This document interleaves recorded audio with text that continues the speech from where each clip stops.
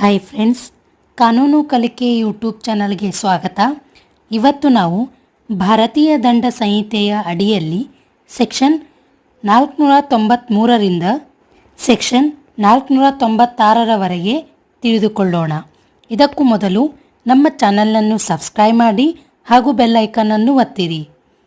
ಇಲ್ಲಿ ಮೊದಲನೆಯದಾಗಿ ಸೆಕ್ಷನ್ 493 ಇದು ಪುರುಷನು ವಿಧಿಬದ್ಧವಾದಂತಹ ವಿವಾದದ ನಂಬಿಕೆಯನ್ನು ಮೋಸದಿಂದ ಉಂಟುಮಾಡಿ ತನ್ನೊಡನೆ ವಾಸಿಸುವಂತೆ ಮಾಡುವುದರ ಬಗ್ಗೆ ಇಲ್ಲಿ ತಿಳಿಸಲಾಗುತ್ತದೆ. ವಿಧಿಬದ್ಧವಾಗಿ ತನ್ನನ್ನು ಮದುವೆಯಾಗದಿರುವ ಸ್ತ್ರೀಯನ್ನು ವಿಧಿಬದ್ಧವಾಗಿ ವಿವಾಹವಾಗಿದೆ ಎಂದು ಮೋಸದಿಂದಾಗಲಿ ಅಥವಾ ಆಕೆಯನ್ನು ನಂಬಿಸಿ ಮತ್ತು ಆ ನಂಬಿಕೆಯಿಂದ ತನ್ನೊಡನೆ ವಾಸಿಸುವಂತೆ ಅಥವಾ ಲೈಂಗಿಕ ಸಂಭೋಗ ಹೊಂದುವಂತೆ ಮಾಡುವ ಪ್ರತಿಯೊಬ್ಬ ವ್ಯಕ್ತಿಯು 10 ವರ್ಷಗಳವರೆಗಿನ ಅವಧಿಯ 2/1 ಬಗೆಯ ಕಾರಾವಾಸದಿಂದಾಗಲಿ ಮತ್ತು ಜುಲ್ಮಾನೆಗೂ ಸಹ ಆ ವ್ಯಕ್ತಿಯು ಗುರಿಯಾಗತಕ್ಕದ್ದು. ಈ ರೀತಿಯಾಗಿ ಪುರುಷನು ಮೋಸದಿಂದ ವಿವಾಹ ನಂಬಿಕೆಯನ್ನು ಉಂಟುಮಾಡಿ ತನ್ನೊಡನೆ ವಾಸಿಸುವಂತೆ ಮಾಡಿದರೆ ಈ ಶಿಕ್ಷೆಯನ್ನು ವಿಧಿಸಲಾಗುತ್ತದೆ. ಎರಡನೆಯದಾಗಿ ಸೆಕ್ಷನ್ 494 ಇಲ್ಲಿ ಗಂಡ ಅಥವಾ ಹೆಂಡತಿಯು ಜೀವಿಸಿರುವಾಗ ಪುನಃ ಮದುವೆಯಾಗುವುದರ ಬಗ್ಗೆ ಈ ಕಲಂ ತಿಳಿಸುತ್ತದೆ. ಅಂದರೆ ಗಂಡ ಅಥವಾ ಹೆಂಡತಿಯ ಜೀವಿತ ಕಾಲದಲ್ಲಿ ಆ ವಿವಾಹವು ಜರುಗಿದೆ ಎಂಬ ಕಾರಣಕ್ಕಾಗಿ ಯಾವುದೇ ರೀತಿಯಾದ ವಿವಾಹವು ಶೂನ್ಯವಾಗುವುದೋ ಅಂತಹ ಯಾವುದೇ ರೀತಿಯಾದಂತಹ ಸಂದರ್ಭಗಳಲ್ಲಿ ತನ್ನ ಗಂಡ ಆಗಲಿ ಅಥವಾ ಹೆಂಡತಿಯು ಜೀವಂತವಿರುವಾಗ ವ್ಯಕ್ತಿಯು ವಿವಾಹವಾದರೆ ಆ ವ್ಯಕ್ತಿಗೆ ಶಿಕ್ಷೆಯನ್ನು ನೀಡಲಾಗುತ್ತದೆ.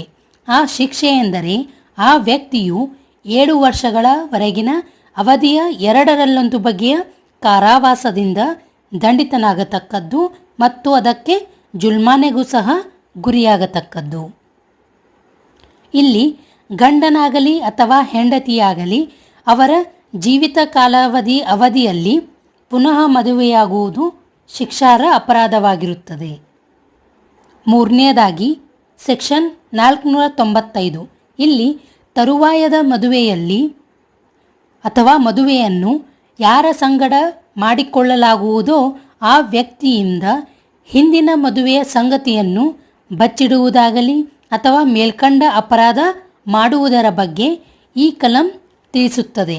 ಅಂದರೆ ಇಲ್ಲಿ ಯಾವುದೇ ಒಬ್ಬ ವ್ಯಕ್ತಿಯೊಂದಿಗೆ ತರುವಾಯದಲ್ಲಿ ತನ್ನ ಮದುವೆಯಾಗುತ್ತಿದೆಯೋ ಆ ವ್ಯಕ್ತಿಯಿಂದ ತನ್ನ ಹಿಂದಿನ ಮದುವೆಯ ಸಂಗತಿಯನ್ನು ಬಚ್ಚಿಟ್ಟು ಈ ಹಿಂದಿನ ಪ್ರಕರಣದಲ್ಲಿ ಪರಿಭಾಷಿಸಿದಂತಹ ಅಪರಾಧವನ್ನು ಮಾಡುವ ವ್ಯಕ್ತಿಯು ಇಲ್ಲಿ ಅಪರಾಧಕ್ಕೆ ಗುರಿಯಾಗುತ್ತಾನೆ. ಈ ಅಪರಾಧಕ್ಕೆ ಶಿಕ್ಷೆ ಎಂದರೆ 10 ವರ್ಷಗಳವರೆಗಿನ 2/1 ಬಗೆಯ ಕಾರಾವಾಸದಿಂದ ದಂಡಿತನಾಗತಕ್ಕದ್ದು ಮತ್ತು ಆ ವ್ಯಕ್ತಿಯು ಜುಲ್ಮಾನೆಗೂ ಸಹ ಗುರಿಯಾಗತಕ್ಕದ್ದು. ಕೊನೆಯದಾಗಿ ಸೆಕ್ಷನ್ 496 ಇಲ್ಲಿ ವಿಧಿಬದ್ಧವಾದಂತಹ ವಿವಾಹವಿಲ್ಲದೆ ಮೋಸದಿಂದ ವಿವಾಹ ಕರ್ಮವನ್ನು ಮಾಡಿಕೊಳ್ಳುವುದು.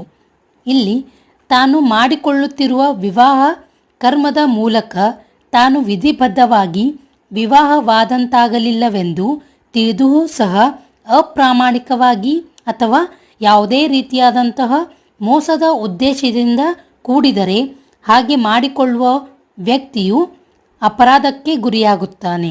ಈ ಅಪರಾಧಕ್ಕೆ ಶಿಕ್ಷೆ ಏನೆಂದರೆ 7 ವರ್ಷಗಳವರೆಗಿನ 2/1 ಬಗೆಯ ಕಾರಾವಾಸದಿಂದ ದಂಡಿತನಾಗತಕ್ಕದ್ದು ಮತ್ತು ಜುಲ್ಮಾನೆಗೂ ಸಹ ಗುರಿಯಾಗತಕ್ಕದ್ದು. ಇಂದಿನ ನಮ್ಮ ಈ ವಿಡಿಯೋ ನಿಮಗೆ ಇಷ್ಟವಾದಲ್ಲಿ ಲೈಕ್ ಮಾಡಿ, ಶೇರ್ ಮಾಡಿ ಹಾಗೂ ನಮ್ಮ ಚಾನಲನ್ನು ಸಬ್ಸ್ಕ್ರೈಬ್ ಮಾಡಿ ಮತ್ತು ಬೆಲ್ ಐಕನನ್ನು ಒತ್ತಿರಿ. ಧನ್ಯವಾದಗಳು.